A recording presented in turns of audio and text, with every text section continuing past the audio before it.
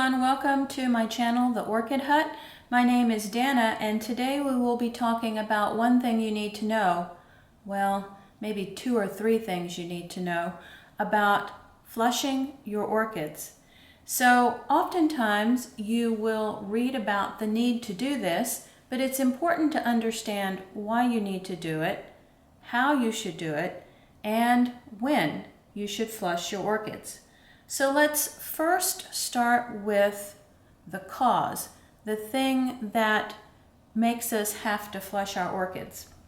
So when we fertilize, all of the elements in the fertilizer are salt-based chemicals. When that fertilizer is dissolved in water, the orchid will take up the nutrients, but the salt will be left behind. And when the water evaporates from the pot or from the mount, those salt deposits will collect in the media, around the edges of the pot, and even sometimes on the roots of your orchid. Additionally, any time that you have an acid and a base react with each other, which can happen inside your orchid pot, this chemical reaction will produce salts as well. So as you continue to water and fertilize your orchid, these salts can accumulate and build up inside the pot. So then you might be thinking, well, okay, so what would make it be bad to have salt in your pot? Well, salt inside your orchid pot can, over time, create a stress that you don't want for your orchid. The salt can actually begin to steal the moisture in the water from the roots of your plant, and the salt can also interfere with your orchid's ability to absorb the nutrients that you're providing through the fertilizer. So, you don't want the salt to be built up in your pot. And it can, in some cases, be worse than in other cases. If your media is broken down and has become more acidic, that will cause more salt to build up in your pot. If you, on occasion, like to heavy feed your orchids and give them extra fertilizer, this can cause more salt to be built up inside your pot. And of course, if you've never flushed your orchid or don't do it regularly, the salt will be built up in there, and over time, your orchid will show distress from this situation. So next, let's talk about how you would need to flush your orchid. Okay, so let's take this small pot as an example. If you were to flush this orchid, the general rule of thumb is that you want to run enough plain water through to be about twice the volume of the size of the pot.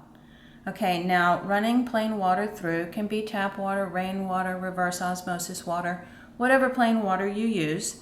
But if you were using this as a scoop, if you ran this scoop of water through once, twice, that would be considered flushing your orchid pot.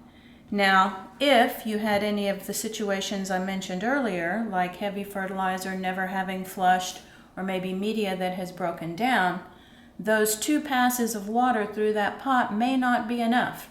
You may actually need to put 3, 4, 5, 6, or 7 flushes through the pot to actually clear it out. And you can use a TDS meter to sort of test for the extra salt that you have in your pots, but without going to that extreme, you just need to know that flushing your orchids needs to happen on a regular basis to get the salts out. Okay, so the next thing that I want to talk about in this video is sort of a schedule for flushing your orchids. And if you have not watched my Smarter Watering Orchids video, I'm going to put a link right now in the upper right hand corner of the video, because what I'm going to talk about next sort of depends on having an understanding of how I water my orchids in the first place. I do not have a set schedule for my orchids. I have a check-in day. And in the summer months when the weather is warmer and most of the orchids are in their growth phase, I check in with them every 2 or 3 days and decide how I'm going to water them. Now that we're moving into fall, I check in every 4 or 5 days and decide whether or not my orchid gets water, if it gets food, what type of food it will get. And then, towards the end of every month, 2 of my check-in days are reserved for flushing my orchids. Now, most people will say that you need to flush your orchids at least once a month. I do it twice. And the reason is because based on how I water, an orchid could actually get skipped for 1 month, and that could cause a problem if that orchid continues to be skipped month after month. So I'll be putting an October calendar up on the screen while I'm talking through this, because we're going to use this Phalaenopsis orchid as an example. Okay, so if you look at the October calendar, I kept a little log of how I have been watering and feeding this orchid for the month. And up at the top of the calendar is a key. And so you can see that the days marked with N, this orchid didn't get any water because it was already hydrated enough. The days with the W, this orchid just got plain water. And the days with an F was when this water was given with some feed in it. And then the flush days are marked on the calendar as well as today's date, October 27th.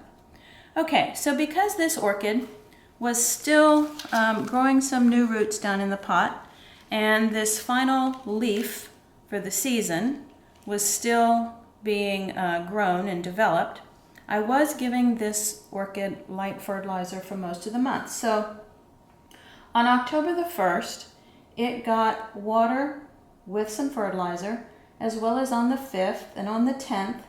And then on the 15th, this orchid was not even thirsty. So it was skipped when I checked in on it on the 15th. I did nothing with it. And then on the 20th, it got a little bit of light feed again when I watered it. And when I checked in on it on the 25th, which was the day I was going to flush my orchids at the end of the month, this orchid was still wet down in the pot. So my first tenet of orchid watering is that if an orchid is not thirsty, you don't give it water. So there's no way to flush it if you're not going to give it water. So on the 25th, this orchid was skipped. Today's the 27th. You can tell the roots are beginning to turn that silvery gray color that they get when they start drying out. So when I come around to my second flush day on the 30th, this orchid will have its opportunity to be flushed for the month. And this is the reason why I have 2 flush days towards the end of every month, so that an orchid does not get skipped. So I hope that makes sense. This was a one thing you need to know video, maybe with 2 or 3 pieces of related information. But if you learned something new or heard something that might help you better improve your orchid growing skills, please give this video a thumbs up. You can also find me now on Facebook and Instagram as The Orchid Hut, so please look me up there. And the subscribe button will be in the bottom right-hand corner of the screen. Thanks so much for watching. See you next time.